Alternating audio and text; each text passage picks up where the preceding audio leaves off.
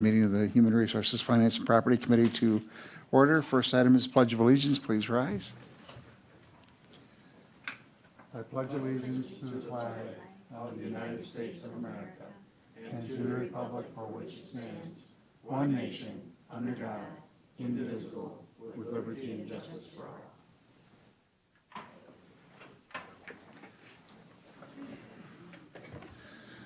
All right.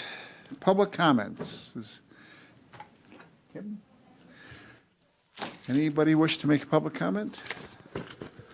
If not, we will move on to approval of the minutes from the February 27th meeting, which were in your packet. What are your wishes? Moved by Supervisor Lummer. Is there a second? Second by Supervisor Hart to approve the minutes. Any discussion? If not, all is in favor of approval of the minutes will signify by saying aye. Aye. Opposed, no. That motion carries. All right, operational functions. Approval of the February claims and question costs. Those were distributed to you by Christie. Are there any questions or motions? Chair Gibbs. Make a motion to approve the February claims and question costs. Is there a second? Second by Supervisor Lemmer. Is there any discussion? If not, all those in favor of approval of the claims and question costs will signify by saying aye. Aye. Aye. Opposed, no. That motion carries. And Supervisor Leahy is participating remotely, so thank you. All right. Items for discussion and possible action, resolution setting constitutional officer salaries for the 2025 through 28 term. Administrator Leonard or Molly? All right, thank you, Mr. Chair. So pursuant to Wisconsin Statute 59.22, the board must establish the annual salaries for the 2025 through 2028 term for the Register of Deeds, County Clerk, Treasurer by April 15th, 2024. So as you can see here, you can see the established salaries for the 2021 through 2024 term. These salaries were tied to our classification in our comp structure at the time. So based on the direction from the committee in our last meeting, I have me to run through those? No, I'm just kidding. Okay. So we have compared these positions internally to our current compensation structure. So as you can see here, those ended up classifying in the county clerk with classification S, the Register of Deeds and Treasurer in classification P. You can see the positions that those comped out against internally listed there. These are very similar to the positions that these positions corresponded with in our previous classification structure, where you see the D's and C's there. Now we see just those letters. But again, the position comparables are very similar. There was also an ask to go out to local municipalities just to make sure that where these classified internally made sense relative to what the local municipalities were compensating at. So the first slide here is the clerk salaries. You'll see that pay grade S, where it fits, comparable to City of Wausau, City of Marshfield, Rothschild, Cronenwetter, Mosinee, Rib Mountain, Wausau School District, the Village of Weston, and then also our Chief Deputy County Clerk. You'll note that some of the positions and the titles are slightly different. So what you see there for the Wausau School District, that's actually their Executive Assistant to the Superintendent, which serves as the Board Clerk, and Mosinee is the Clerk and Treasurer combined position. So as you can see, that that range is just, kind of slightly above and at the top end of those other municipal ranges. I've got a similar looking chart here on the next slide that shows the treasurer comparables. It was a little bit difficult to find direct comparisons for treasurer, as a lot of those positions were, finance director, deputy finance director, and treasurer combined. But again, a nice visual there that just really helps us show where that new classification fits upon that scale. So looking at those classifications and where they fit among other municipalities, I just want to bring your attention to kind of our pay philosophy, specifically Chapter 5, Section 6 of our Policy and Procedure Manual, that our pay philosophy is to pay each employee within the compensation range that is competitive for similar work in the community and industry. So that's kind of what we went out to do to establish those ranges. But then starting pay. So in general, starting salary will be at the minimum of the assigned pay range. However, starting salaries can be higher than that minimum of the assigned range if for a couple of reasons here, such as qualifications, years of directly related experience, et cetera. Certainly in these elected positions, we don't have the opportunity to vet all of those things. But of course, we want to be competitively situated in the market. So I put a couple of different options together based on that in terms of where would we start in these ranges. The first being to start at the minimum. So again, our pay philosophy would, more often than not, we're starting people at the minimum of a pay range. And then also an option here to start at 10% range penetration to move slightly further through that range. The next couple of slides show what that look like. Just so you can see, and again, maybe Lance, do you want to go to these on a larger scale? So these first two, so starting with, if you want to go, yeah, maybe up one. So just, and these two can be compared. So for the clerk, this is what it would look like year over year for the 25, 26, 27, and 28 years if you were to start at the minimum.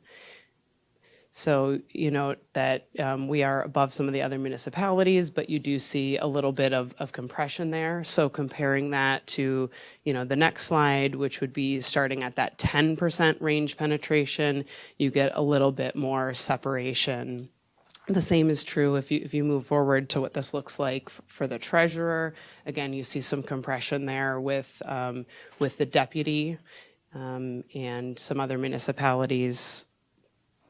So looking at that, then at a 10% range penetration. So again, some visuals for you to see, but ultimately the two recommendations that I put together here would be to start the positions at the minimum, which for classification S for our county clerk would be $90,563.20, and for classification P, the Register of Deeds and Treasurer, $73,923 if they were to start at the minimum. And then, as you see, I did include a 3% each year increase as per the recommendation from the committee when we were last together.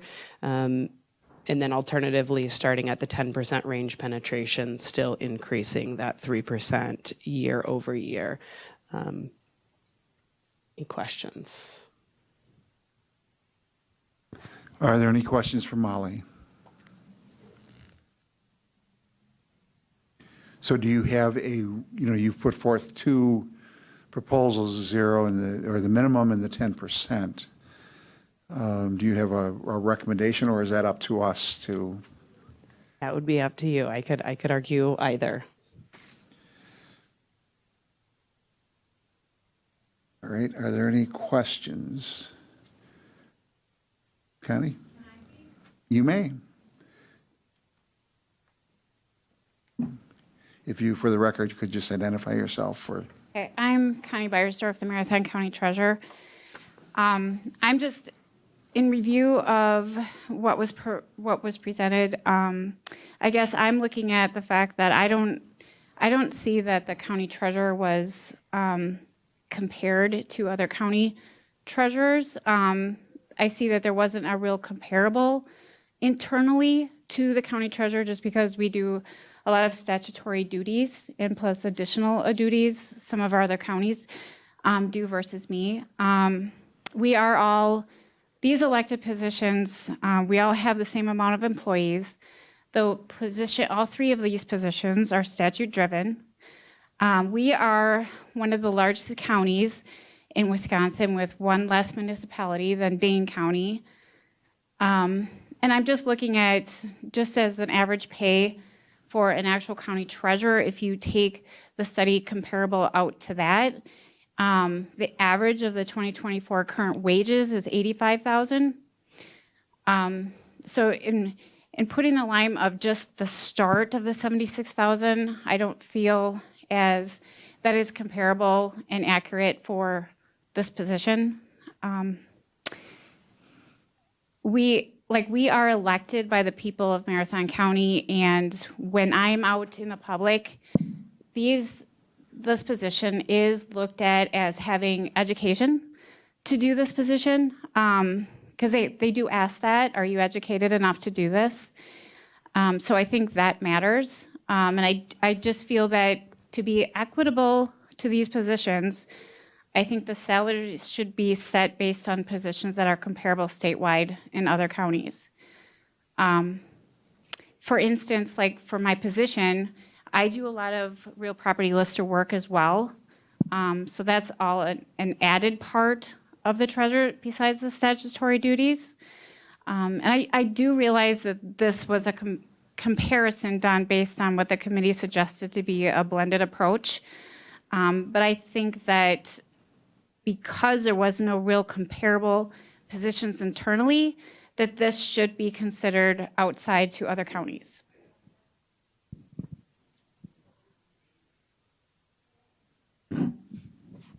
Administrator Leonard? Sure. I think Connie brings up a couple of good points, and this is why at the last meeting that we asked for that direction. How did you want us to proceed in terms of gathering information? There are a fair number of internal comparables to the county treasurer in the Register of Deeds.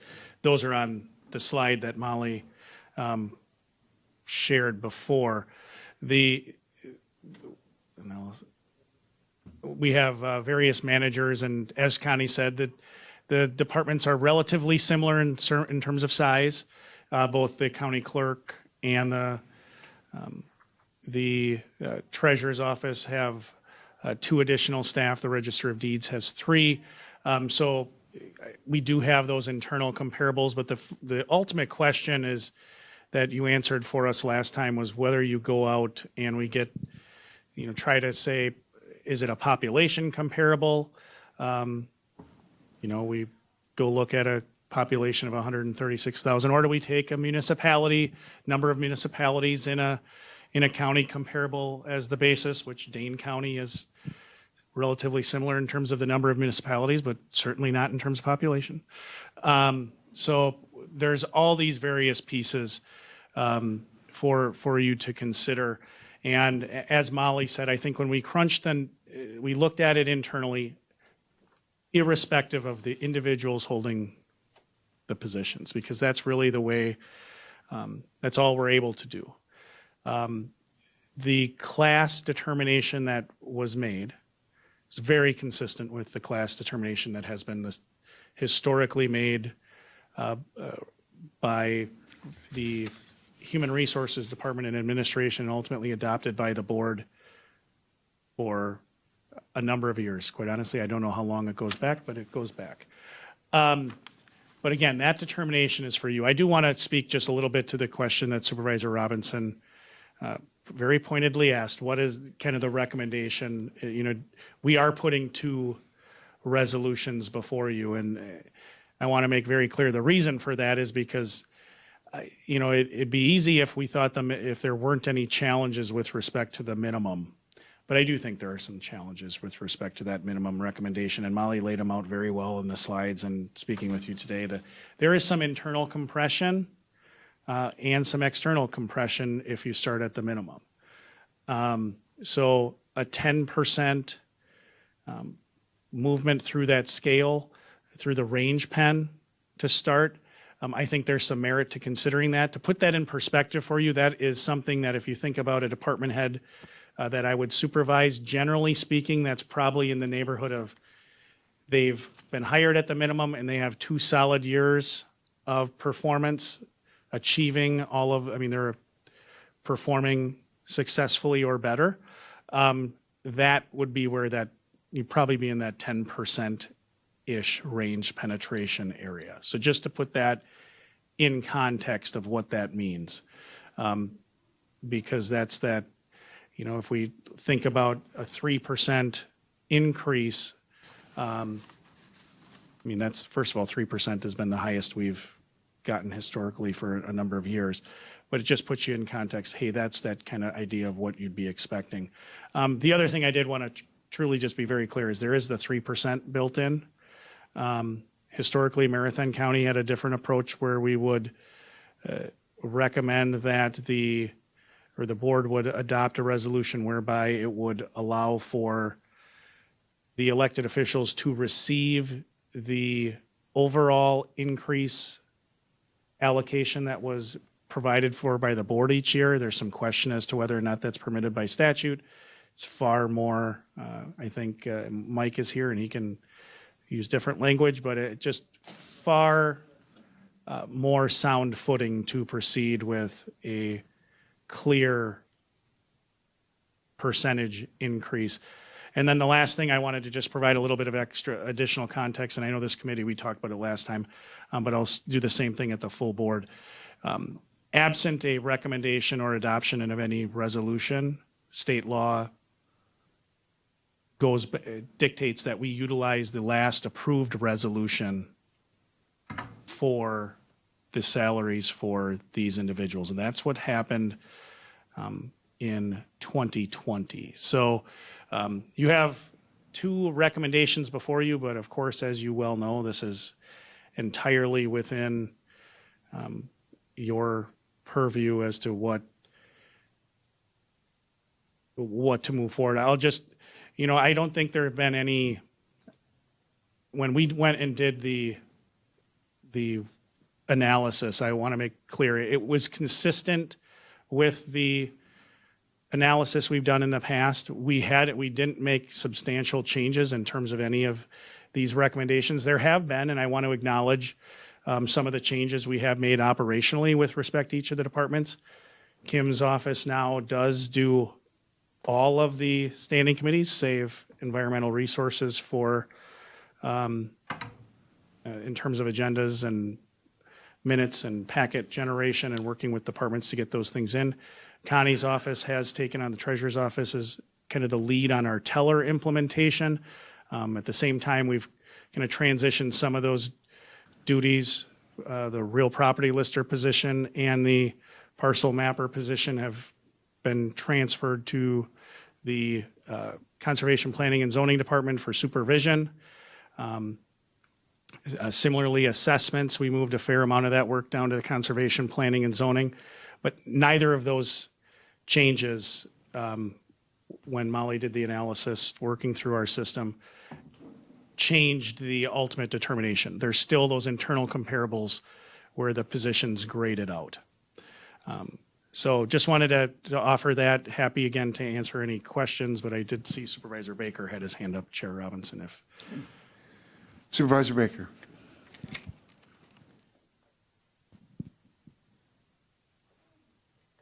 Thank you, Chair Robinson. So I came today because I have questions about this. I don't have enough information to make an informed decision, so I have some questions. One of my questions is using the pay scale that we have for employees seems to be difficult. Maybe the situation is difficult in general, so I don't know if using the pay scale makes it more difficult, but if you were to hire a new employee, you would start them at the bottom, like you say. But in this case, in all three of these positions, that individual has been in that position for some length of time. So, that's not the same situation as far as I can see. Also, so that's one, if you have some feedback on that. Also, we might have, and I'm speaking hypothetically, we might have some members, some elected officials in these positions that are doing an outstanding job in our opinion, which, at some extent doesn't count because it's the voters' opinion that counts. We might have some officials in these positions that are not doing an outstanding, doing less than satisfactory in our opinion. However, we're having an election, so do we set these pay scales based on any type of, performance that we have currently, which I think I heard you say no, or do we set them, based on the duties, and then that's up to the voters to, to pick somebody they think is appropriate. And, so I see, I don't see necessarily that it's based on the performance of the incumbents. And also the first question, whereas we have incumbents that have been in office for quite a while, but after the election, we might have incumbents that have not been in office. So it seems to be a challenge to me. The third question would be for the clerk and the treasurer. I'm wondering if they feel so inclined, if they could maybe elaborate on if they think that the local comparables are similar jobs to their own, and if not, how they would vary, because I don't have enough of a knowledge base to know if those are fair comparables or not. So thank you. Sure, I'll try to answer. I'm not sure I understand fully the separation between the two questions. Largely your statements I wholeheartedly agree with. This is a challenging thing for the reasons you just talked about.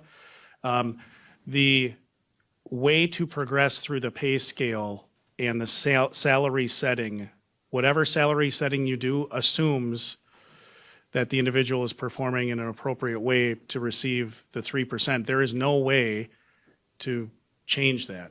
Correct me if I'm wrong, Mike, but the statute, you set the salary for each of the 4 years of the term prior to the deadline set by statute. That is the board's obligation. There is not, in my reading of the statute, any way in which the board can increase compensation during the term for exactly what you would like to be able to do, which I would wholeheartedly agree with, which is if someone's performing very well, you want to compensate them for that. And you'd likewise, or conversely rather, if performance wasn't as to the level you were expecting, you would like to be able to account for that as well. The statute doesn't allow you to do that. The 10% range penetration recommendation, again, when I reference that there are some positives to it, I think one of them is what you just generally alluded to, that oftentimes it is the case that the incumbent comes in with that experience and skill set to make them more proficient in the position. But also, as you aptly pointed out, that is not required. It's the voters that ultimately make that determination as to who holds the position. And therein lies the inherent struggle with this approach. And it highlights a couple of points, again, I think Connie alluded to. There are other counties that do it differently. Mm-hmm. That's why this committee at its last meeting, staff asked a very pointed question: how would you like us to formulate a recommendation, or recommendations in this case, for your consideration? Marathon County has been historically on the side of starting with the internal pay scale and similar positions within the county as the starting point. And then, as was the direction from this committee at the last meeting, to then not only do that, but also take a look, to the extent you can, what are the local comparables? And to your other point, they're not perfect, for sure. I mean, Molly noted it on the slide.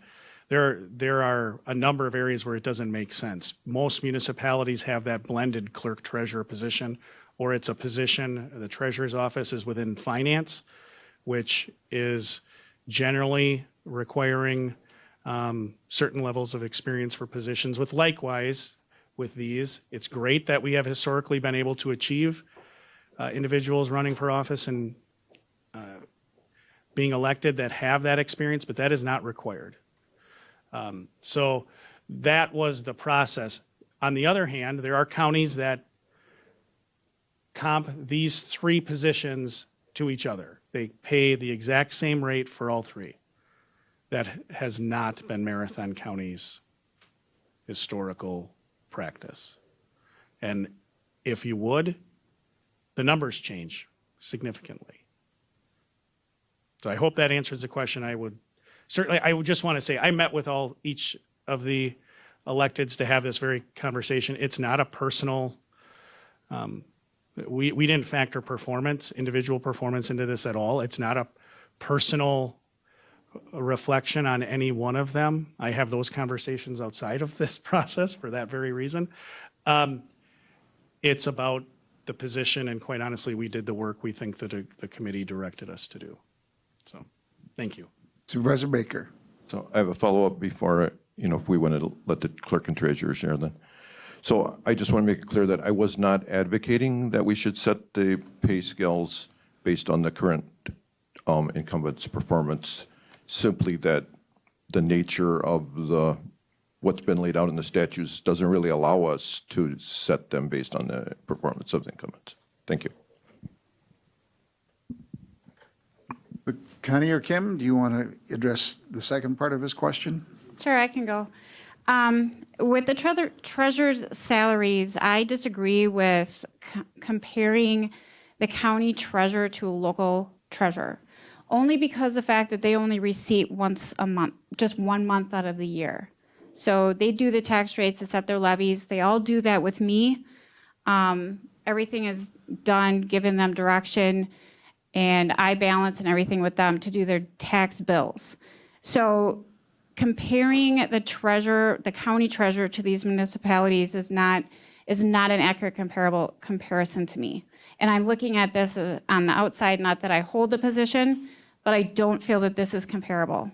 I believe that the treasurer position should be looked at statewide with other county treasurers, because we're all statutorily supposed to do the same jobs. We all do similar or a little bit different positions. But having them compared to municipal treasurers, I don't agree with. Kim, did you? I think it's really difficult to compare because you're comparing apples and oranges. And so many municipal clerks' statutory duties are so different from my statutory duties. So municipal clerks deal with elections, but then the county clerk deals with elections for 61 municipalities. So I guess the municipal clerks are doing the same job, but just on a much smaller scale. They do have some different statutory responsibilities that the county doesn't deal with, such as issuing liquor licenses. The county doesn't deal with that at all. And then the county clerk has additional statutory responsibilities that the municipalities don't have. So to say whether it's accurate or not, I think is an impossible question to answer, because you're not comparing two job descriptions to each other at all. So. John, do you want to ask, I don't know if Dean wants to add anything, but I just want to make very clear in terms of process. I think the question absolutely is very, very relevant. We didn't start with local comparables, and we started with internal comps, and that's on slide 6. We brought the data for the local positions based on the request of the committee and put it on the slide. And that, I think, is some of the justification for maybe why the 10% move makes sense. But it's not as though we said, let's comp the clerk or the treasurer to a town or village or city clerk. They're on the slide for context to help you make your decision. They didn't drive the numbers. I don't know if you want to add anything. Yeah. Well, go ahead, and then Chair Gibbs. No, just clarifying the process that, again, even the internal jobs, no, the jobs are not the same, but is the job, the exposure, the nature of the work, the supervision, the knowledge, experience, everything required, like jobs. So that's what guided the classification. And then thinking of, well, where would a candidate pool, where does the feeding ground for people who might be good candidates to run for these jobs, where are they coming from, and ensuring that there is a growth opportunity from those local municipalities to leave what they're doing now and want to run for one of these elect positions in our county. And that's why you see that we didn't comp the numbers to where those local municipalities are comped. We're above those, again, just for a reference point, as advised by the committee. Chair Gibbs. Thank you, Mr. Chairman. The one thing that, even though I understand, historically, statutorily, the responsibilities are spelled out in statutes for each of these three positions. However, with that being said, I think the way each county functions and which each way each county organizes and puts the responsibilities and job duties are different. And so that's the real challenge here. I think when we look at internal comps, we're looking at similar responsibilities. When we look at comps comparing all of the local clerks, or I shouldn't say local clerks, all of the county clerks, I think there's potentially differences. Historically, prior to Kim taking over the responsibilities, a lot of the responsibilities for the management of the standing committees was the responsibility in administration. That's moved to the county clerk. Again, I think what was also spelled out was one of the responsibilities in the treasurer's office was moved to the treasurer's office, the receipting and teller, but also moved out of there was the assessments. So I think the thing that we have to look at is we almost have to look at internal comps, because if we use comps from outside and look at what statutorily is responsibility, I don't know that we're looking at exactly the same comparable. Even though we're looking at the same statutorily responsibility, we're not necessarily looking at the same actual responsibility, because again, each office is organized and responsibilities are organized based on how the county chooses to. So I understand the 10% range penetration so that we don't have compression within the office, because your deputies of each of those is also a potential candidate. Or, well, there's multiple candidates that come from the electorate. But again, somebody that has experience then, maybe the deputy positions. So I don't want to have a situation where we have compression to the point that, and we had that same discussion when we talked about the sheriff's position and offices, that we didn't want to have a compression position where some of the people that are under the sheriff, or under, in this case, the clerk or the treasurer, their deputies be close or surpass the salaries of those individuals. I'd just like to interject that, we set the salaries to try to attract talented individuals to run for the office, and I think it's really important that we do that. And we recognize that there are internal and external forces. Many of the responsibilities these are constitutional offices that have responsibilities set outside of the county through the statutes, but also within the county relative to what our expectations are of those positions. And there is no way to reward good performance in the context of their work within the term of office.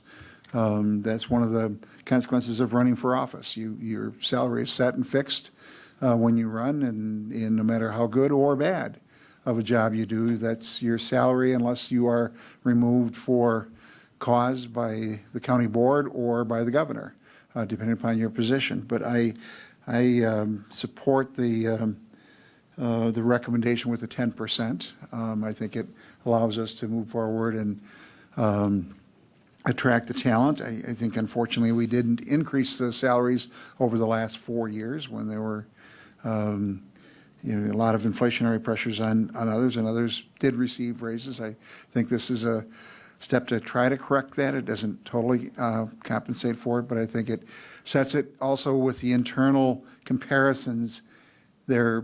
you're comparing positions internally to our organization, which is important, I think, for equity and in other purposes, and I think that's a good basis for establishing those salaries going forward. Connie? I just want to just make something known that when it was mentioned that the assessments came out of the county treasurer's office, the only thing that did was the actual assessment work roles, and those are dealt with the assessors. What stayed in the county treasurer's office was the special assessments and charges, the state manufacturing assessments, tax rates, tax bill generation and distribution, and entry of statement of taxes. Now, these are all typically an RPL function under 70.091D of the statute. So I just want that to be clarified. Are there, Supervisor Lummer? Thank you, Mr. Chair. I'm still confused about a couple of things. If these were positions that were not elections, but you were going out to hire, so county clerk, register of deeds, treasurer, I'm not sure what other ones, sheriff is obviously, if there are more than that, there would be, I assume, educational requirements. You would want a specific degree, and then this is paid for performance, and there'd be KPIs you'd look at. There's a whole, we aren't really able to do that because the electorate picks, and it doesn't matter if somebody has the degree or if somebody, because there's not any requirements of that sort to run for election. So this is really challenging because we can't expect them to even get education. Like once we elect a treasurer or a clerk or a register of deeds or a sheriff, are there any requirements to get training, or is it just if they're offered, or if it's statutes changes, or I don't know. So I'll let both Kim, Connie, and Dean talk. I mean, I think they can certainly elaborate on what training is available, and certainly the county encourages people to have training. There's a constitutional officers conference that provides a fair amount of those. But specifically to your question about elected official requirements to run for office, you are correct that there are those requirements set out in statute, but they don't go to skill and experience. They lay out the age requirement, county of residence requirement, and you can't have a felony conviction to run for these offices. I think the sole exception to that, Michael, correct me, is for and it's a state position, but that's the district attorney's office. To run for district attorney, you need to have you need to be a lawyer. You need to have a law degree.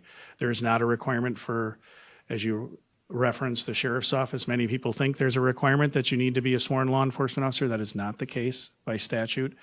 The other position that you set in addition to the sheriff is the clerk of court. As Chair Robinson referenced, the ability to, I think there are some, getting to the heart of what I think your second question is there some opportunity to have greater engagement in terms of KPIs? I think certainly we can do better. I've actually started to give some considerable thought to that. Much like my work plan, I think there's an opportunity for each of the elected officials that are here today, and then the the sheriff and the clerk of court to have some of those KPIs and frequent updates to their standing committee of jurisdiction on their process, their progress on some of their goals. And I've tried to incorporate some of those KPIs into the budget book. If you look for each department, there are kind of what I look at as kind of important information. Perhaps KPIs is an overstatement, but just to show some important information for the committee of jurisdiction. But then also to have that committee, particularly where it relates to Chair Robinson's point, who has the oversight authority, and it is limited, with respect to each of those. Interestingly enough, the true oversight for the clerk of court lies with the judges. A majority vote of the judges can remove the clerk of court from their position. A number of the other positions ultimately have to take account with the governor in the event there's a challenge to their performance. So I think there's some opportunities to do things differently, but the thing you do with pay for performance for each of our staff, right, which is the allocation or withholding of performance-based increases, is not a tool in your toolbox.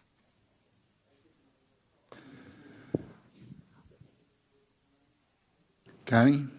So, Ann, into what your question was, I'm part of the Wisconsin County Treasurers Association, and they do offer a Master Academy, which majority of the county treasurers are in, and it actually teaches you about all the DOR responsibilities, everything that changes, working with tax deeds. We take supervisory classes. There is also classes offered through UW Green Bay, which is clerk treasurer training, and basically it's a 3-year commitment, and it's 1 week of summer. I encourage, my current deputy is in it, and I've already completed mine. But in order to do the county treasurer position, you have to understand what happens in a municipal side, because you're the advocate for that treasurer and clerk to help them through the taxes. They have to understand it. You have to understand it as a county treasurer in order to help them. So I think that's a very crucial aspect in this position, that you need to understand that. You can take classes through WGFOA, which is the finance. There's also classes that you can take for treasury. There's a lot of opportunities out there. You just have UW Stevens Point also offers classes. Basically taking treasury or investing, because the treasurer does do investing within the county, and you have to understand that process as well. So.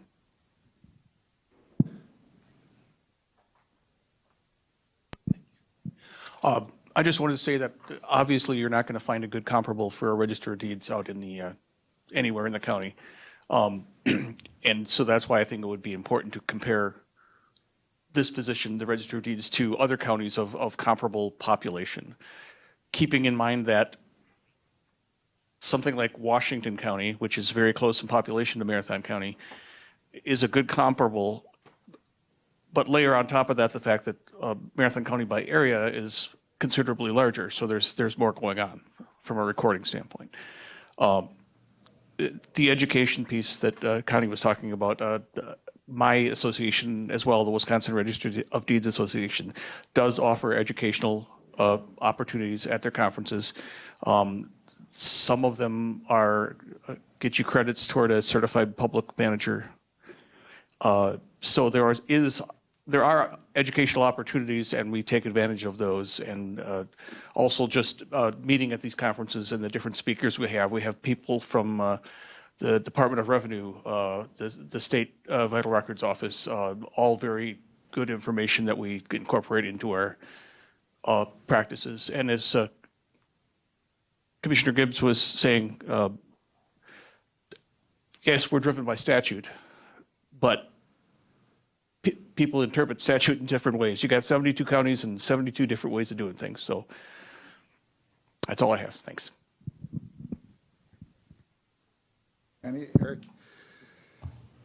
The County Clerks Association is no longer partnering with UW Green Bay. We're actually contracted with University of Minnesota, Hubert Humphrey School for Public Affairs, Public Policy, and we are working towards master's degrees in public policy and public administration, election administration.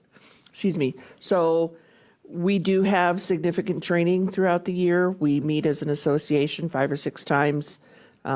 We do lunch and learns on a regular basis. So yes, we do, the majority of us, have at least a bachelor's degree. Several have advanced degrees, but we are constantly learning and improving our education as well. All right, Supervisor Baker? Yes, do we have the comparables from the other counties available? Or could we get that if we don't? Thank you. We do have a number of comparables for other counties. I think every one of the constitutional officers probably has access to the similar information. The challenge is, again, what is your comparable? I mean, I think I tried to say this before. It's how what do you define comparable as? Dane County is a comparable number of municipalities, not a comparable number in terms of population. Washington County is a comparable, as Dean said, in terms of population, fewer municipalities. It also treats all of the three the same. So if you have a specific question, I mean, I certainly can offer that, but that kind of gets to the threshold question before of what is the process. If the process is identify 8 counties that you deem as comparables, is it comparables in terms of population, municipalities, office size? Because again, some of that is different also with, as Dean alluded to, if you go the converse, if you go to one register of deeds office, what do you know? You know how one register of deeds office does it. Because there's a lot of variation within each of those. But if you have a specific question about an individual county, I certainly can offer that. Thank you. Supervisor Lemmer? Hold on, yes. I'm sorry, I recognize Supervisor Lemmer, then I'll come back to you. Just another quickie about if statutorily we have to set these salaries at the beginning and they're set for the next 4 years, is there a possibility? I know there's creative things you can do with time off and with bonus, things like that. Does that apply or no?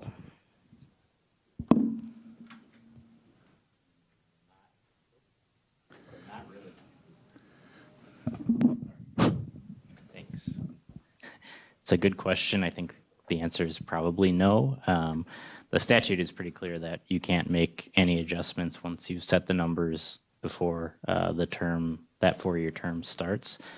There are also, and Molly can talk about some of this, there are differences in the way benefits apply to elected positions and time off, or the fact that they don't necessarily apply. So there isn't a lot of, or really any flexibility in that realm either.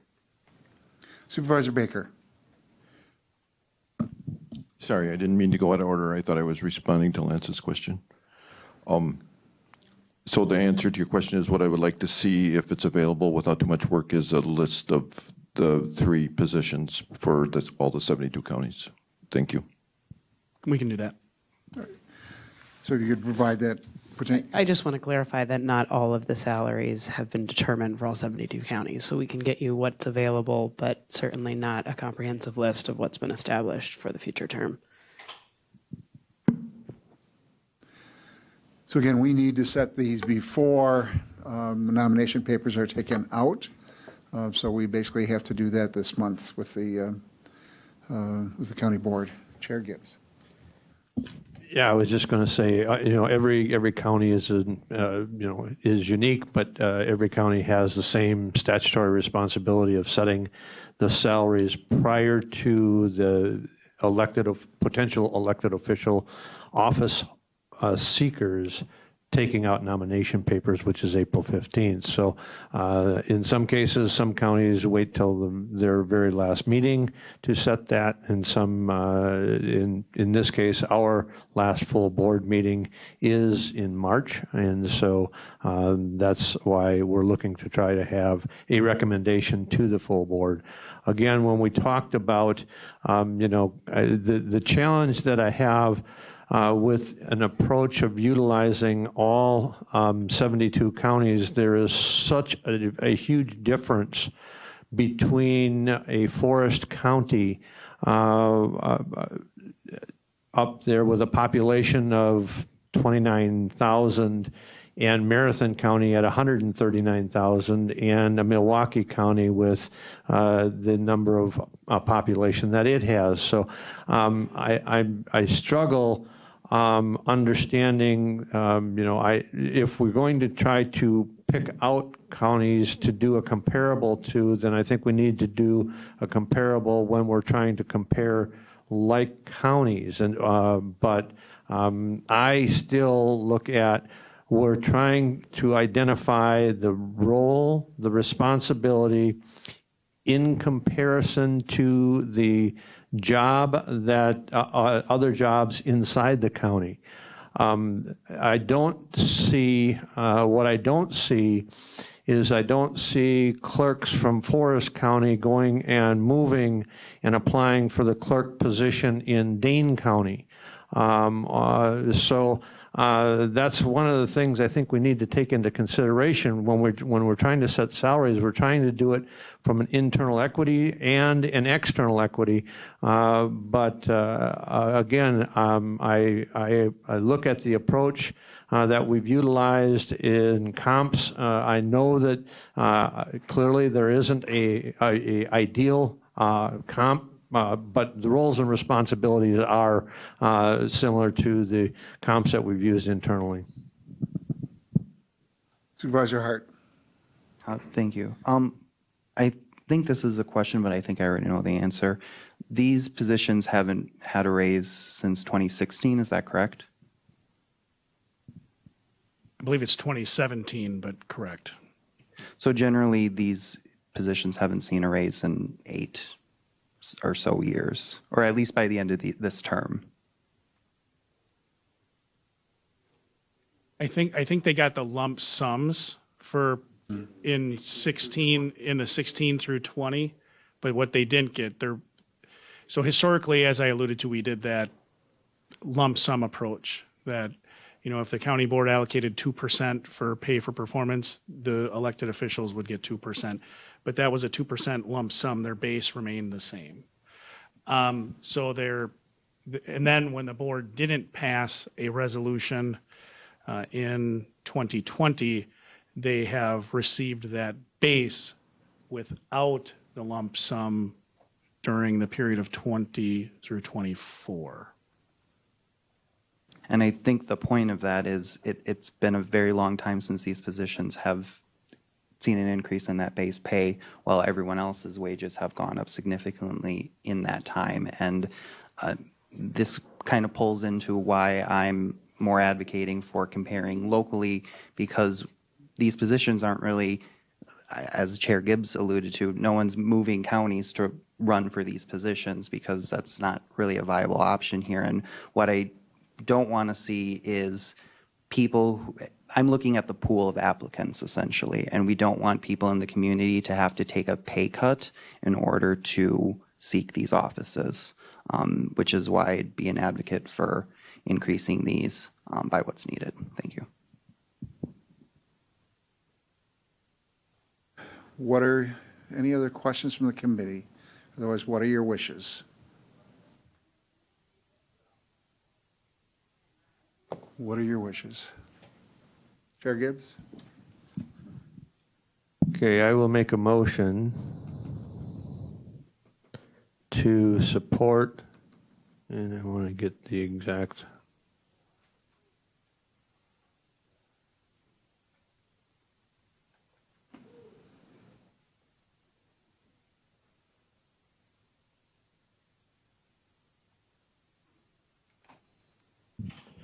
Setting the salaries for the clerk, the treasurer, and the register of deeds based on the 10% penetration of range for 2025. For the clerk would be a pay grade of S. For the treasurer, a pay grade of P. Register of deeds, a pay grade of P. With the increase in salary of 3% based in 2026 and 2027 and 2028. Seconded by Supervisor Hart. Is there any discussion? Any discussion? If not, all those in favor of the motion will signify by saying aye. Aye. Aye. Aye. Opposed, no? All right, that motion carries. All right, acceptance of lead and water grant program funds. Scuderi, All right, Laura will take that. All right, in your packet, you have our white paper. It's the Wisconsin Lead and Water Testing and Remediation Initiative. This is new funding that we would like to accept from the Wisconsin Department of Health Services. Just to make you aware that we do follow DHS 254 on all of our lead mitigation activities. This would allow us to test up to 40 child care centers within Marathon County. Those we would be testing for lead in those child care facilities that enroll. And again, this grant supports, enhances, and reimburses the health department for required lead intervention and abatement activities.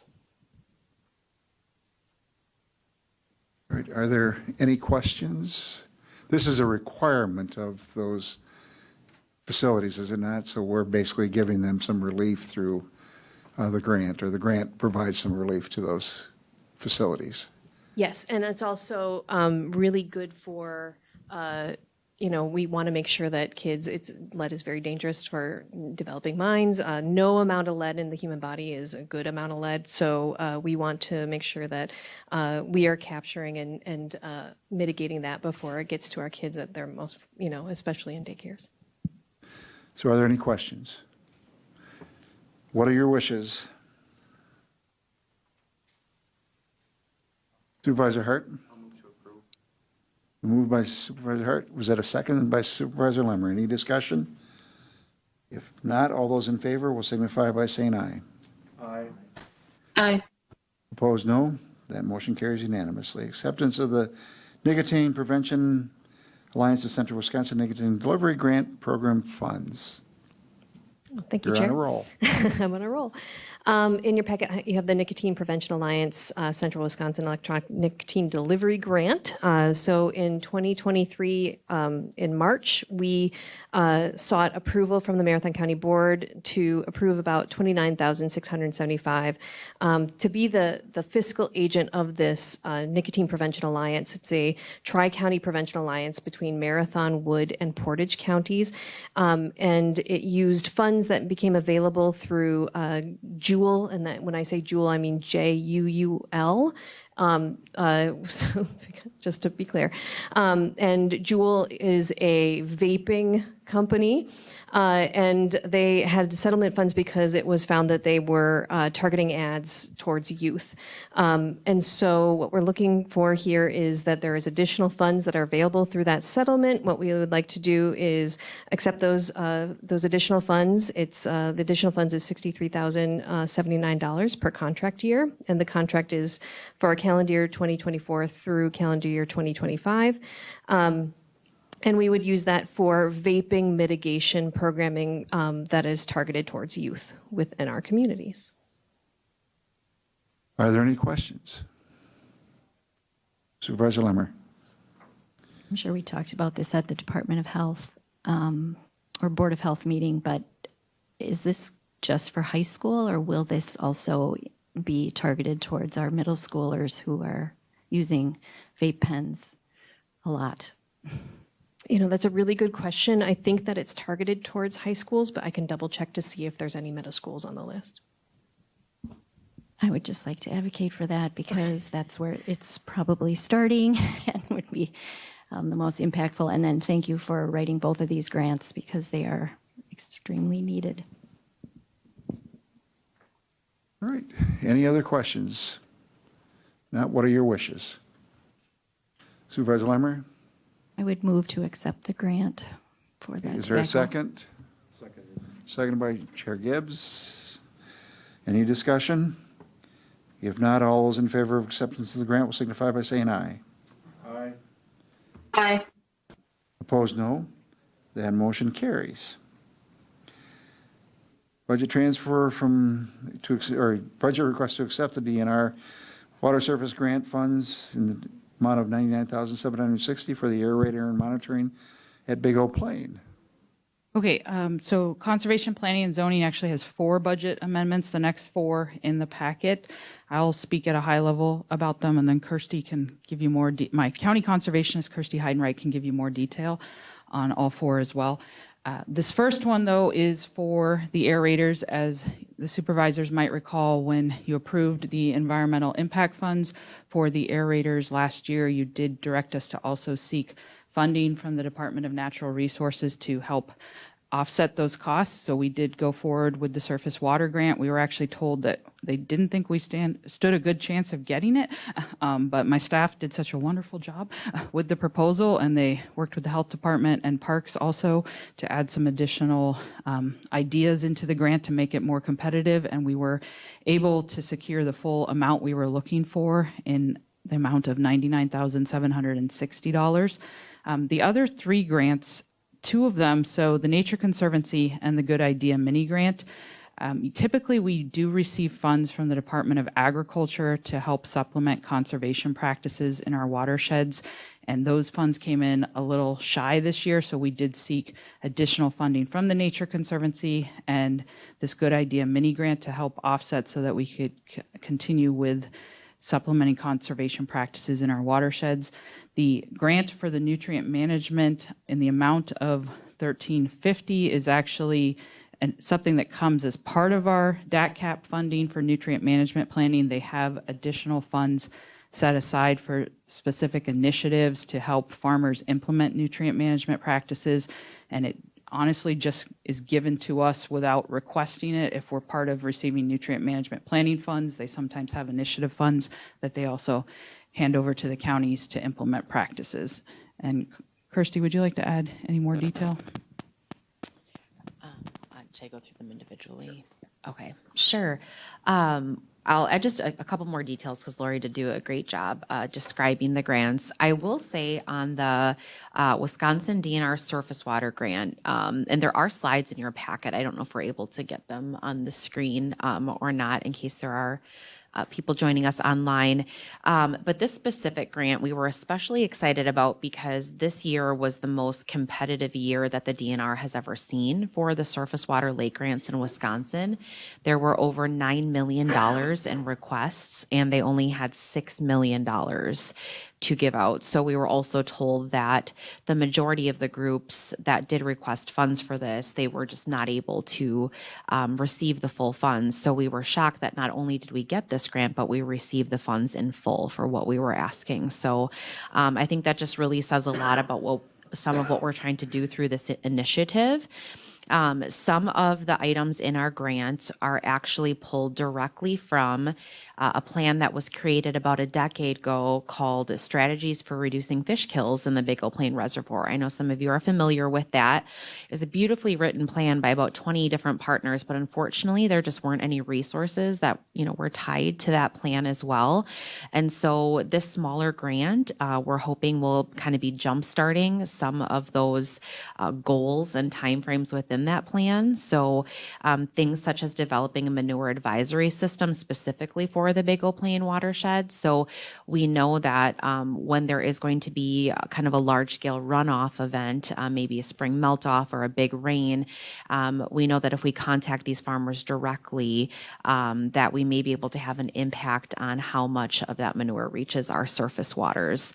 We know the Big Old Plain River has a huge problem with this. There was a 3-year study done by the Wisconsin DNR just a couple years ago that showed that the BOD, or the biological oxygen demand in the Big Old Plain River in the winter, is 14 times higher than the raw sewage in the Wausau wastewater treatment facility. So it's a major problem, and we're excited to start tackling this together and working with our farmers in the Big Old Plain watershed. We are also going to start testing for bacteria at the Big Old Plain County Bark Swimming Beach, and hopefully helping families make more informed decisions on whether or not they feel it's safe to be there. And along with that, we will be tracking other parameters of the water on the reservoir. Again, it's great that we're going to be using money towards the aerators. I can tell you that probably conservation staff are the most excited about the fish movement study that we're going to be doing in the reservoir because we're working with a few DNR fish biologists, and it's so exciting to talk about being able to put transmitters in walleye and pike and really finding the critical areas of habitat that they're using in the reservoir. So that way, once we know those locations, we are able to do things to kind of protect and enhance that critical habitat. grant in the reservoir as well. So we're starting that a little bit this summer, but it will really kick off next summer, and we'll also launch an informational campaign on that. We did already reach out to BEPCO, the Big O Plain Citizens Organization, and they're the really active lake group on the Big O Plain, and we already attended a meeting with them and asked them for their support, and they already agreed to fund a bunch of transmitters for Northern Pike on the reservoir as well. So we're already seeing community groups in support of this as well, which is just really encouraging. The Nature Conservancy Conservation Innovation Grant. We were also so proud that we were able to receive this because there was just a couple of producer-led groups in Wisconsin that were given this award. The Nature Conservancy has reached out to us multiple times over the past 2 years, saying they really like seeing what Marathon County is doing and what our farmers are doing to try to, reach new and innovative conservation goals. And so there have been multiple times where they have sponsored events, where they have given us grants and money. But it is our understanding that, we are kind of one of their targeted groups and targeted areas in Wisconsin where they want to continue to support and partner with us. So we're excited to not only get this $10,000 grant, but then also to continue to work with them going forward. And then the nutrient management grant, like Lori had said, that is something that the Department of Ag gives us to kind of supplement taking our nutrient management planning to a little bit of a higher level. So this will allow us to give a small incentive to farmers and agronomists to work together that already have a plan in place and talk about what is working, what isn't, and then how to fix that for the coming year. And then just in closing, you may be wondering, why are we getting money from Mississippi to do some practices here in Marathon County? There has been a lot of federal money over the last year or two for the Mississippi River Basin. And we are part of that here way up north. And so Mississippi State University had a large amount of money where they were hoping to really target those of us, closer to the headwaters of the Mississippi and try to, stop the amount of phosphorus that we have entering the water here because it really does affect them way down there. And so this particular project, we will get $8,000 to really kind of amp up a social media campaign for what we're doing with new conservation practices. So we are partnering with EPIC, our producer-led group, and also some folks in EPIC are just really talented and gifted for social media. So we're going to create social media that we are assuming will be used throughout the Mississippi River Basin, showing what we're doing here in Marathon County to stop phosphorus from entering surface waters. So stay tuned for that. If you don't already follow EPIC on Facebook, you can see what they're doing on social media there by searching O Plain Conservation on Facebook. Thank you. Are there any questions? Thank you for those explanations. Any questions? If not, what are your wishes? And we'll deal with these individually. The first one would be the Natural Resources Surface Water Grant. Chair Gibbs. I'll make a motion to accept the Wisconsin DNR Surface Water Grant of $99,760 and move to the full board for consideration. Is there a second? Seconded by Supervisor Lemmer. Any discussion? If not, all is in favor? Aye. Aye. Opposed, no. That motion carries unanimously. Budget transfer to request to accept Nature Conservancy's challenge grant of $10,000. What are your wishes? Moved by Supervisor Hart, second by Supervisor Lemmer. Any discussion? If not, all those in favor of accepting the grant will signify by saying aye. Aye. Aye. Opposed, no. That motion carries unanimously. Budget transfer from the Department of Ag, Trade, and Consumer Protection for the nutrient management grant in the amount of $1,350. What are your wishes? Supervisor Lemmer moves to accept. Is there seconded by Chair Gibbs? Is there any discussion? If not, all those in favor of accepting the grant will signify by saying aye. Aye. Aye. Opposed, no. That motion carries unanimously.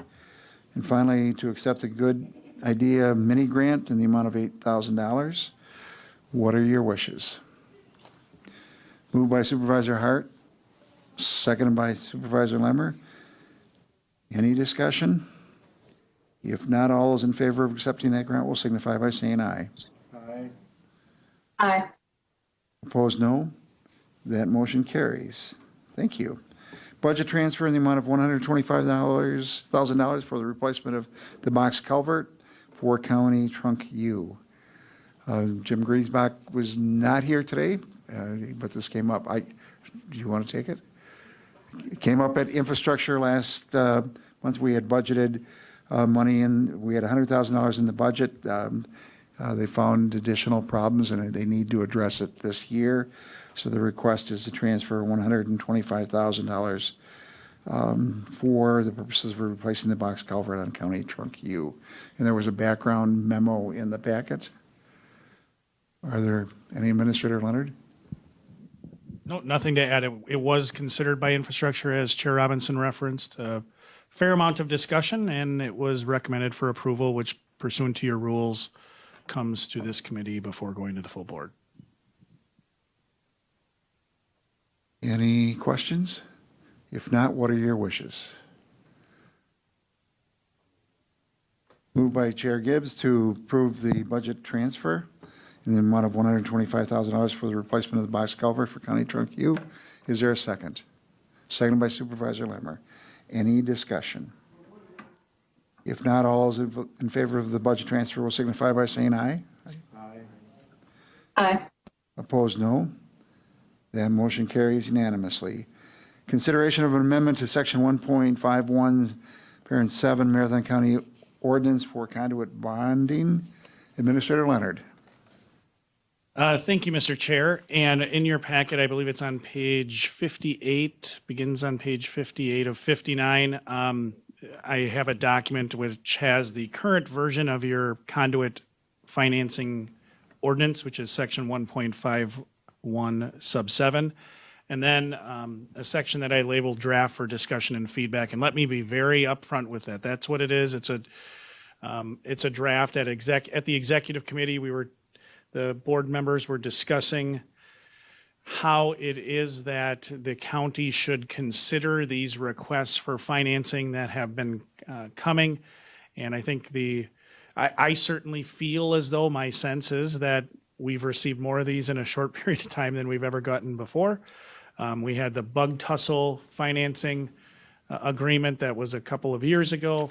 But now we've received in very short order 3 separate requests for various types of financing. And at executive, I perhaps naively made the suggestion that, well, I'll think about the discussion that the committee had and I'll maybe try to formulate my thoughts to bring back for the committee just to talk about. And I wanted to bring them both to this committee and executive, and of course, anything that would be done would be discussed, I hope, at the full board in great detail. But essentially, I tried to do first one thing very clearly, and that is try to lay out the various types or forms of financing that the county can be asked to aid in. And I say aid in because in many of these, it's really, the county is not affording the entity the financing. So you'll see in the draft discussion for feedback,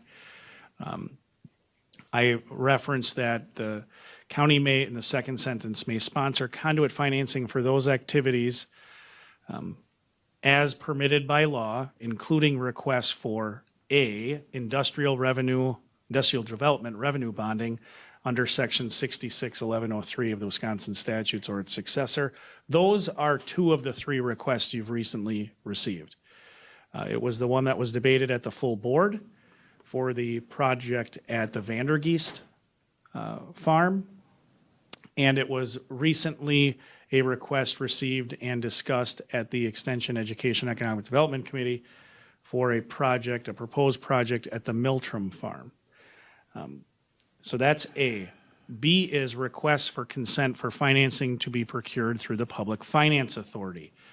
That is the other of the three requests you've recently received, and you'll be hearing about it at the full board. It was recently also discussed at the Extension Education Economic Development Committee, and that committee recommended that the county consent to financing being provided through the PFA.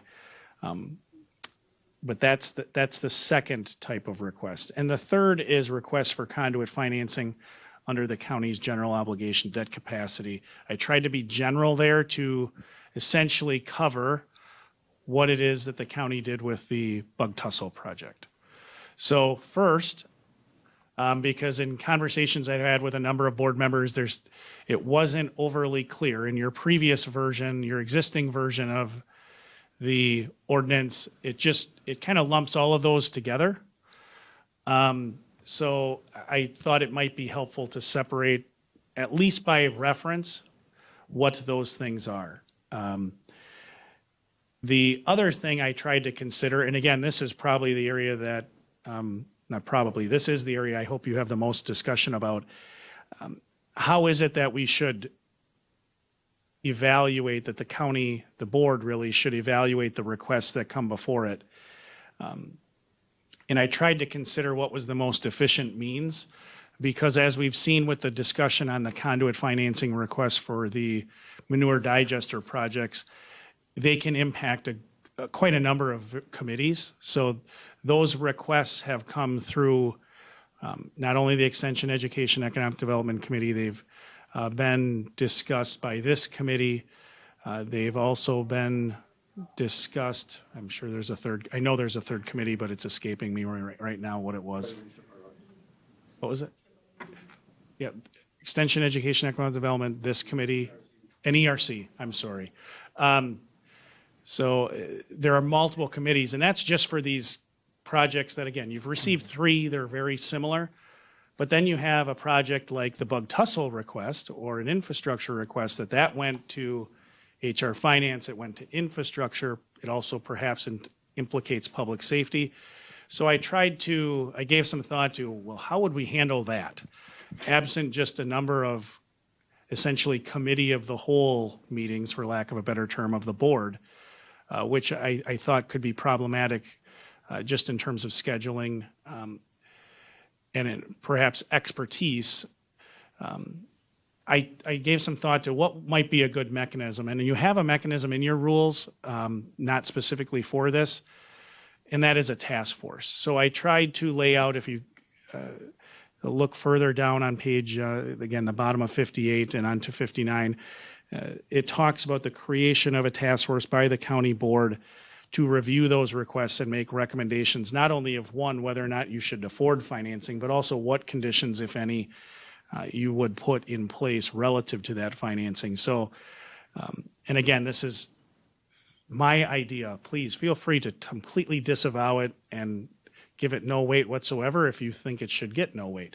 But I wanted to at least make sure we continue to have the discussion, because I'll also say it's a bit of a challenge for staff to try to be in a position to receive these requests and know what to do with them and schedule them.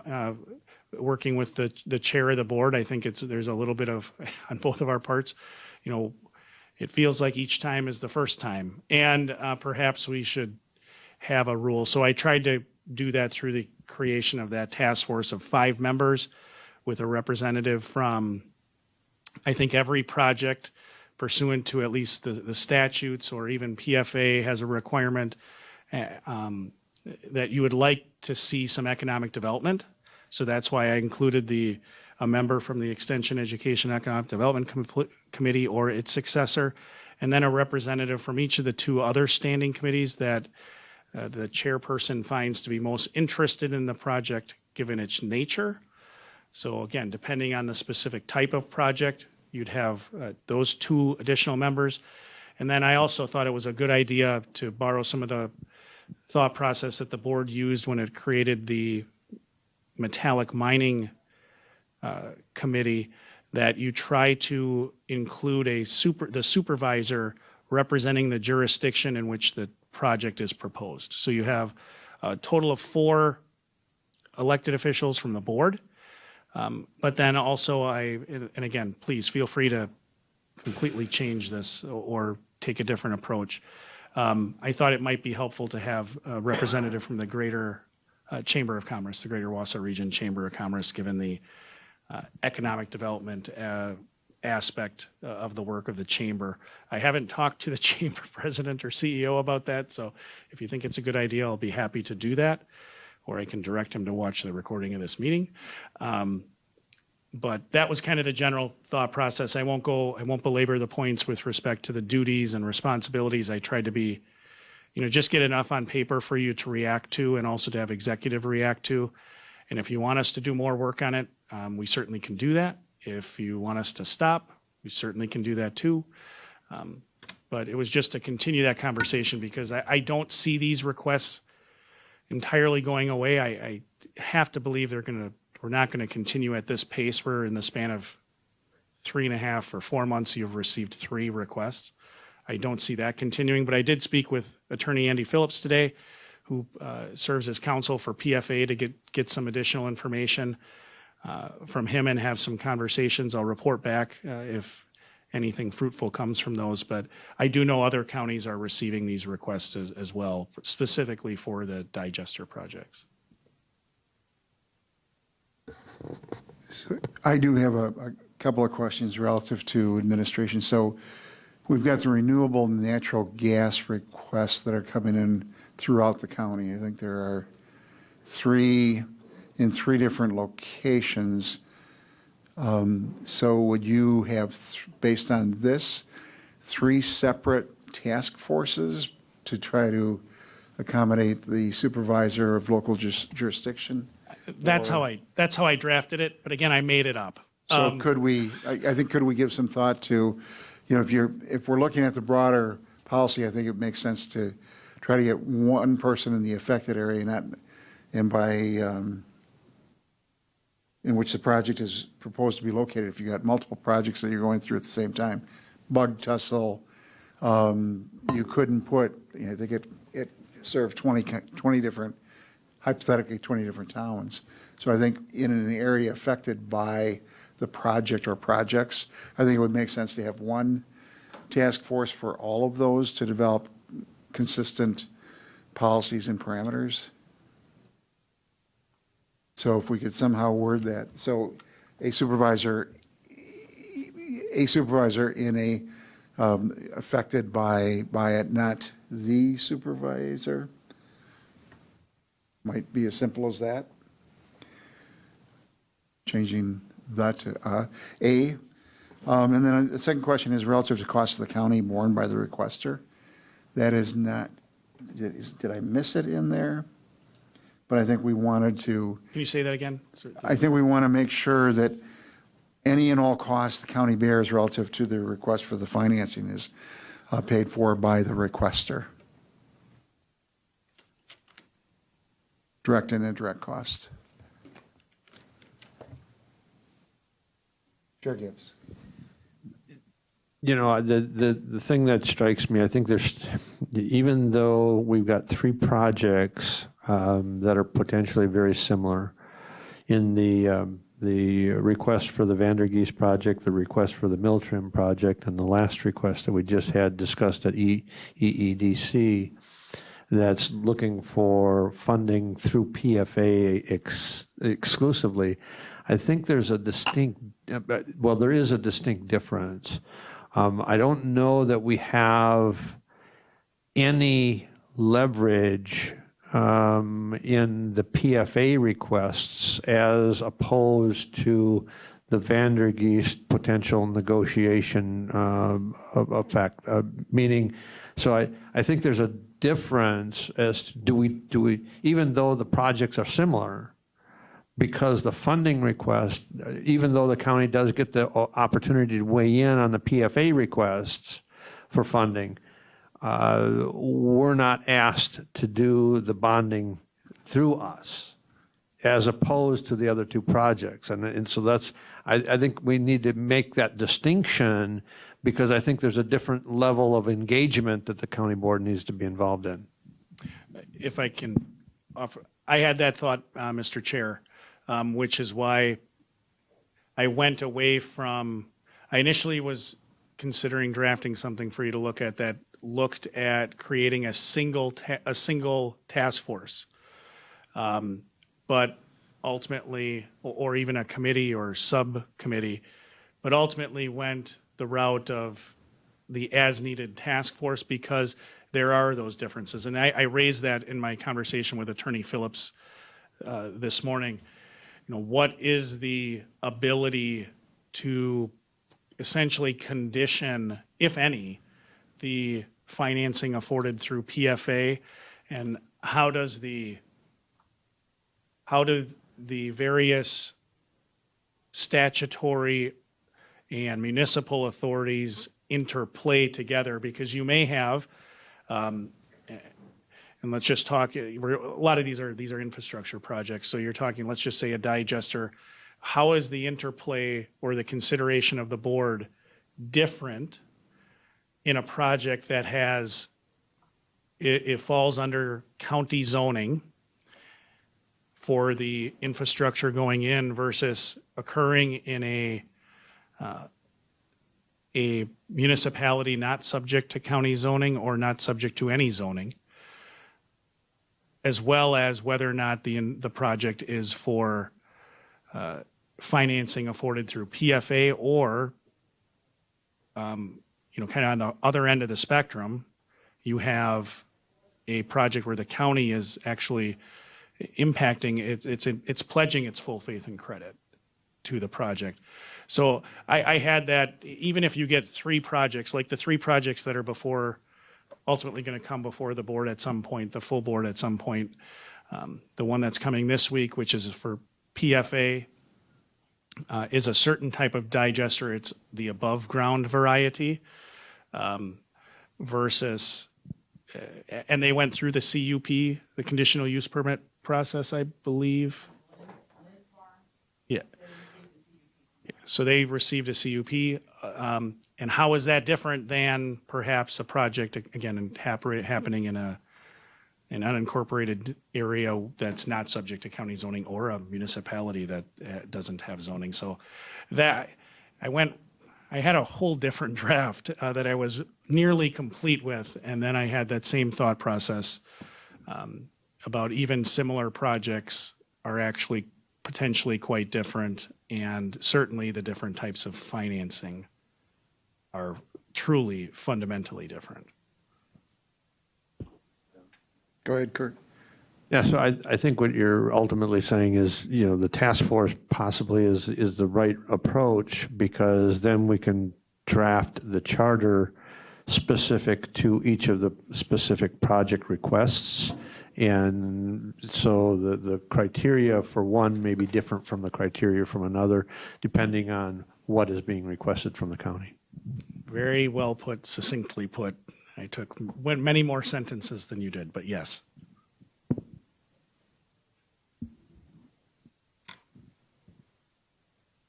Supervisor Lumber. Thank you, Mr. Chair.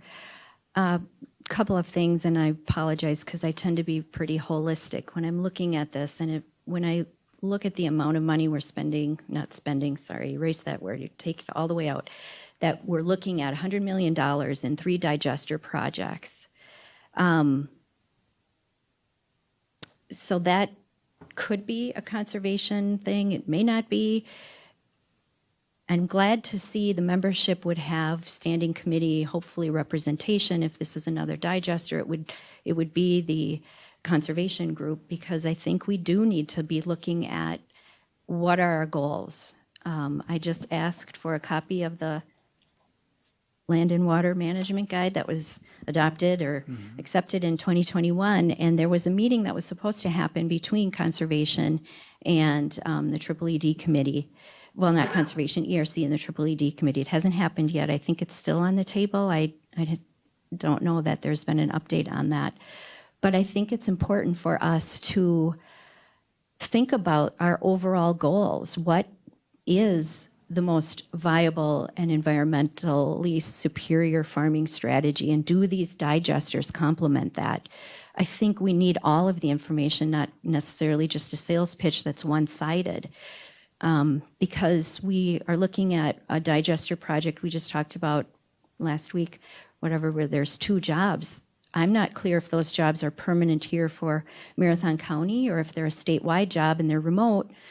And then I wonder when these farms, these smaller farms wind up not being able to compete because these bigger farms have kind of costed them out. How many jobs are we losing? I mean, I think we need a holistic conversation with this. So I would support the task force.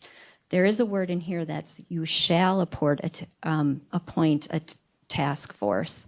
I don't know if the word shall should always happen if we are in a situation where maybe the PFA thing isn't something we have a lot of control over, unless if we do. I'm still not clear on what our role is with this whole PFA ask.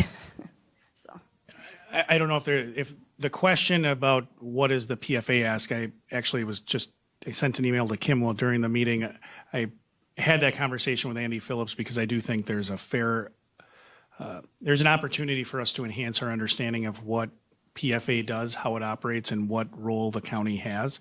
I did confirm that for PFA financing to move forward, the entity seeking the financing needs to have consent from not only the county, but also the municipality in which the project is located. And I think Supervisor Baker asked a question to clarify that Attorney Templin clarified in the EEED committee meeting that the timing is a little different on the way that financing happens through PFA, where the county board received a request for financing, for conduit financing under section 66.1103.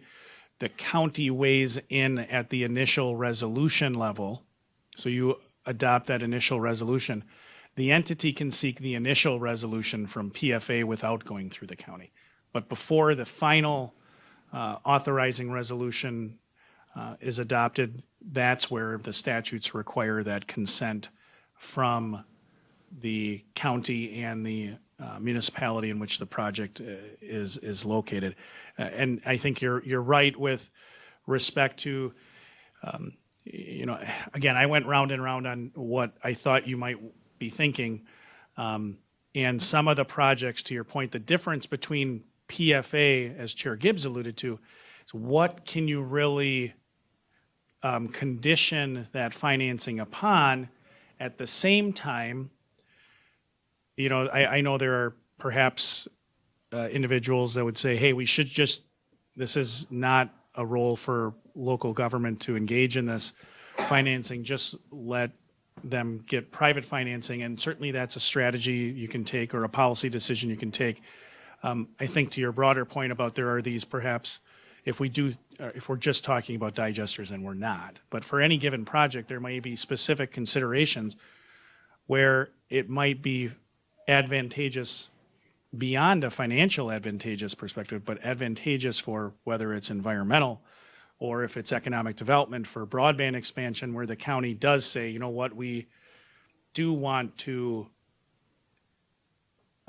perhaps provide that incentive, whether it's a financial structure somewhat less onerous than PFA, or you do the less financially onerous side, and then you put in place those conditions for perhaps groundwater quality and quantity.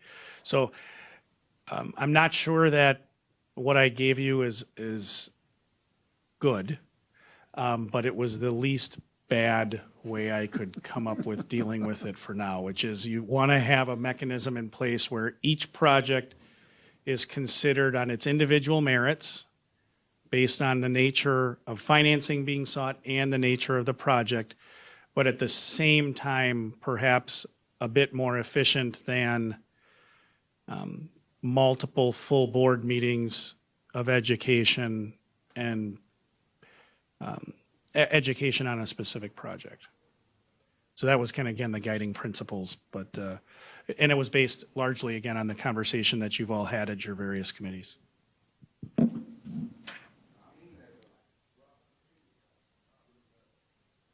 So are there other questions? I don't know that we need to take action today. I think you've heard some comments. I think it might be helpful for the certainly this committee and probably the board, if we could get sort of the different, you've delineated A, B, and C in terms of the authority in the initial paragraph.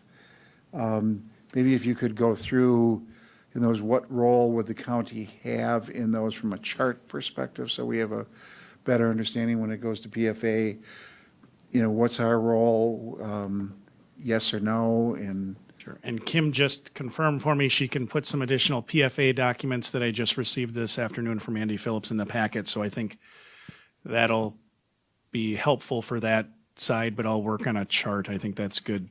That's very good feedback. If there's other things that the county, you feel like you or other members might want to know, we can certainly, Mike and I can work on gathering that. other thoughts, or Supervisor Baker? Any? All right, so I think if you could take that back and come back, that would be great. Anything else on the conduit bonding? All right. If not, we will move on to educational presentation update regarding tax delinquent corrective letter. Connie, who's cute?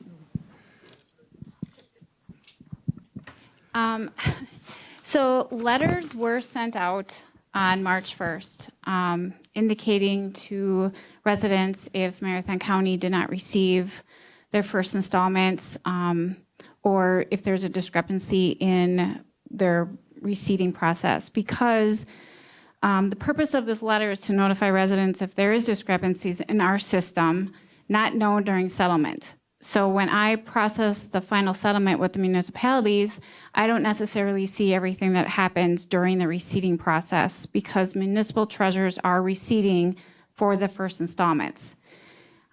Just want to be aware that these notices are not published in the paper. They're not published anywhere. It's just a letter from the county to the resident. I do want to just say thank you to the public for understanding of this issue. And in the future, this problem will be corrected. But as far as when I was working with Darren IT, we identified that as a result of the municipalities having to manage personal property accounts, the receiving staff, they have the ability to flag both real estate and personal property accounts. The reason that they have this access is because municipalities collect the personal property. Marathon County does not.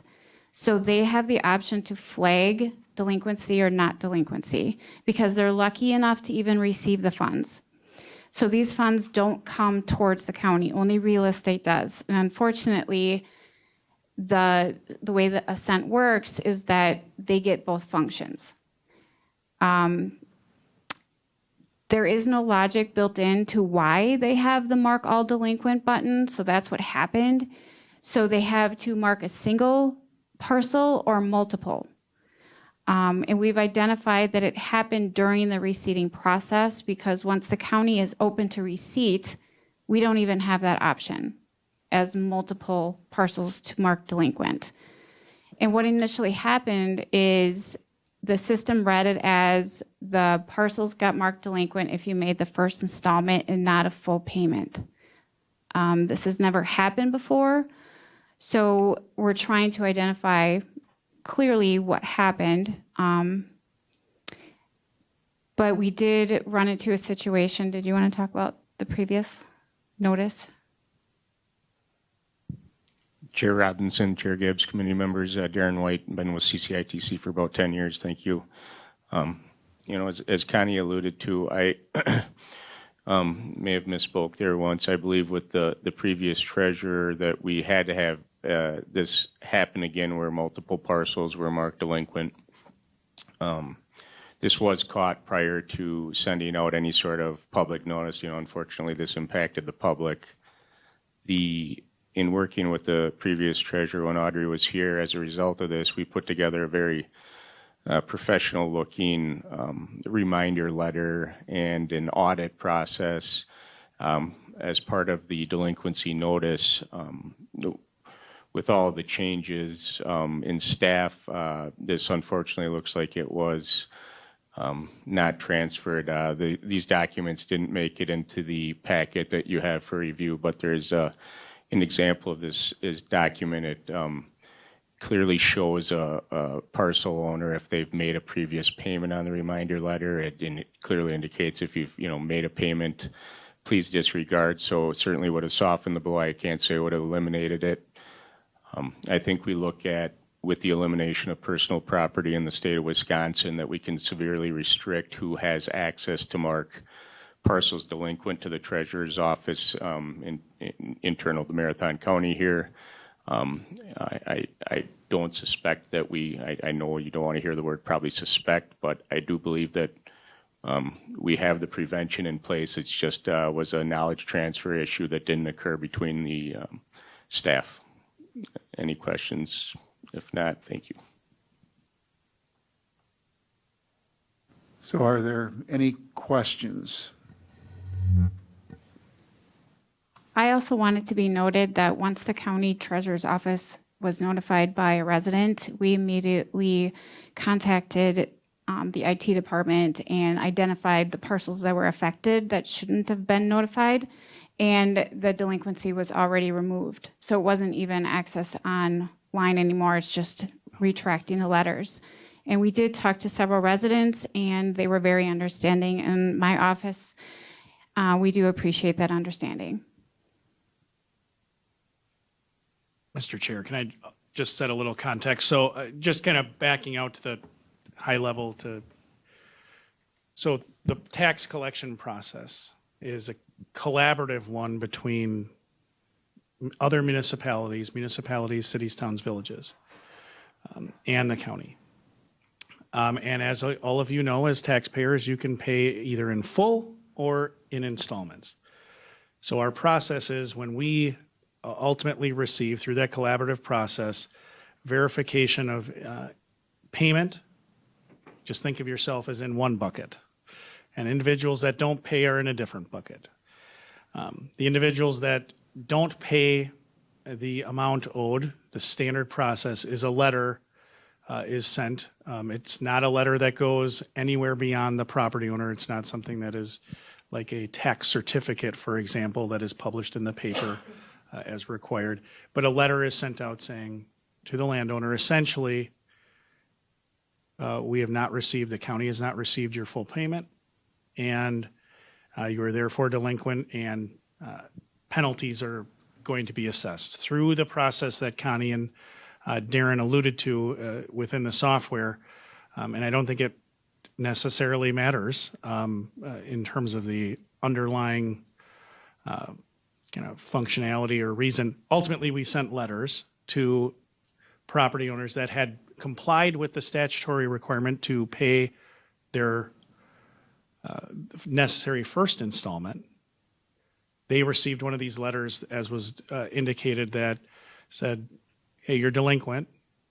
We're notifying you delinquent, and additional penalties will be assessed. Promptly thereafter, we realized the issue. Connie and her team realized there was an issue. We typically send out, and please, Connie and Darren, correct me if I'm wrong, I'm going to ballpark. I'll be accurate. I don't know that I'll be precise. About between 15 and 1,800 letters for this purpose. This year, because of what happened, we promptly noticed that, hey, this was more letters than normal that went out, and identified an issue, and we received prompt feedback on that. We very quickly sent out a letter clarifying our issue. And we sent that letter, we were able to identify essentially these properties that received this notice inappropriately, in error, that they had paid their first installment. Darren worked to get that list of properties. Sarah Severson, working with Connie from my office, drafted a letter. We got that letter. I think we found out about the issue on a Thursday. The letter went out Friday.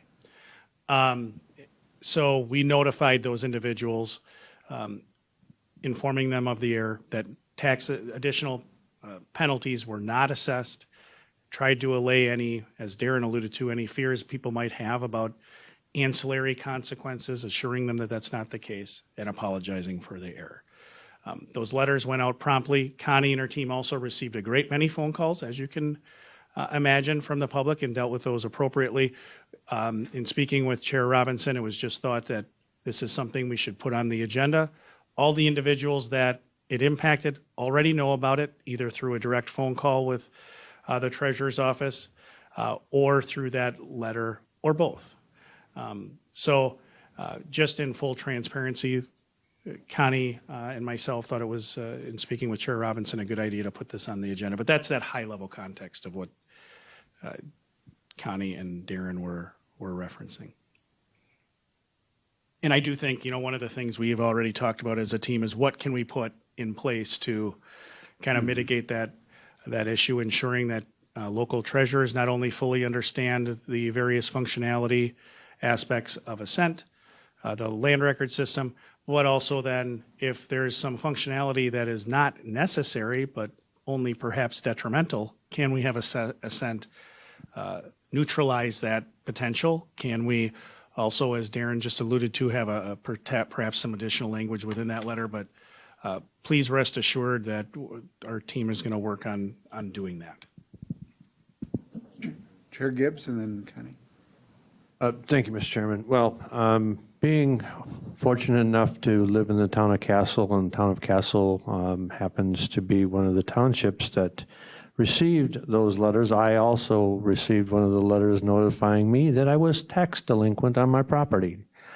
I called the treasurer's office and was not in a real happy mood because I was totally, as the administrator clearly states, was in compliance with the payments. So I do appreciate the effort on the treasurer's office. I did attend the town's meeting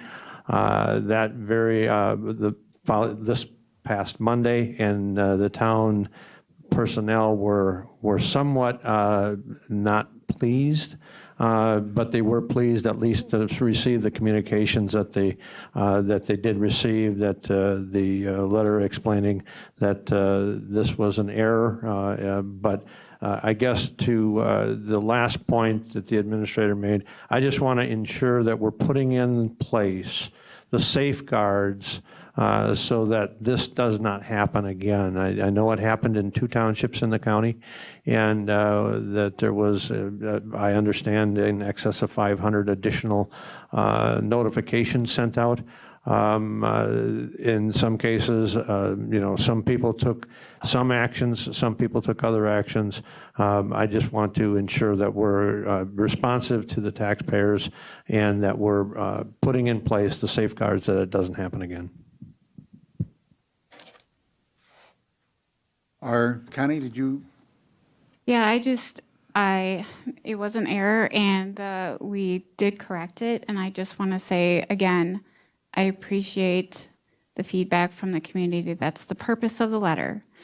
It also indicated to me that we have a lot of parcels that are done incorrectly, and that's the purpose of the letter, for us to fix these. So we take each of these letters very seriously, and we work with the residents to get this resolved. We're not trying to take the residents' money. We want to make this correction. And like I said, we will have this in place that this won't happen again. But first of all, my biggest concern was identifying what happened. That's the only way we can make this correction. And this has been addressed to many of the residents who have contacted us. We have explained to them what happened, and they were very understanding. And again, we do appreciate that. And we do continue to answer any phone calls and any concerns anybody has. Thank you. Chair Robinson, if you don't mind, just to Chair Gibbs' point regarding ensuring this doesn't happen again, I believe that, I'm sorry that you didn't have the full background on that. Thank you, Administrator, for explaining the situation. If someone receiving taxes has the tax bill screen up and they don't put in any search criteria other than the municipality that they're receiving for, it will display a list of tax bills and then there is a mark all delinquent with no logic built into it. The assumption could be made that someone thought they were simply hitting mark all delinquent, and it would go through and only flag the properties that, you know, hadn't made their first payment that were truly delinquent. So I think that pursuing the restriction or removal of the mark all delinquent button is something, that was a recommendation I made in some talking points to Connie, that we pursue that, again, along with the audit report and the more professional versus the stock assent report that got sent out, which really doesn't, it's a fairly harsh letter to get, as Chairman Gibbs alluded to. So I think we can take actions away to continue to follow up on that and report back if that's your desire. I also want to make a comment that all of us county treasurers do have issues in the Ascent Land Records Program. We're asking that Ascent take into consideration the fact that once a county hits a certain situation, that they take that into account to all the counties that have Ascent Land Records. We're running into the situation where they will, when a problem arises, they only go after that county that reported the problem. We're asking that if it's a distinctive problem, that they push it across all counties and have it corrected.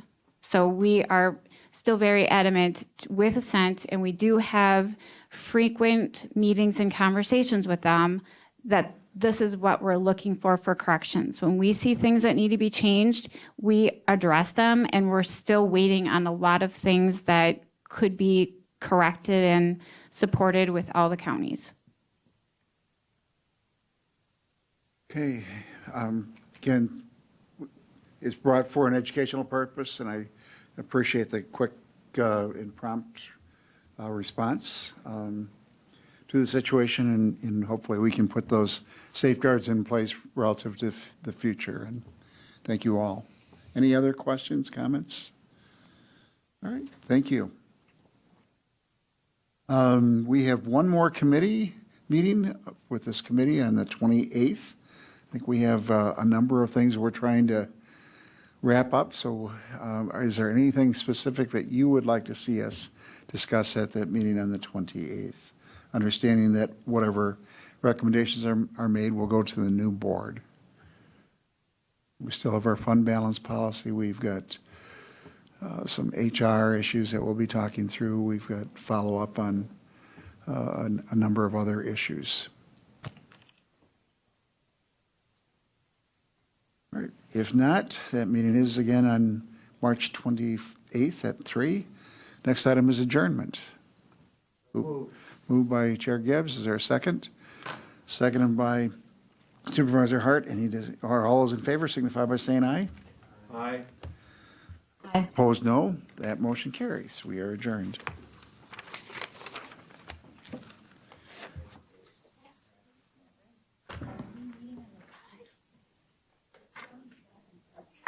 The 26th is a Tuesday.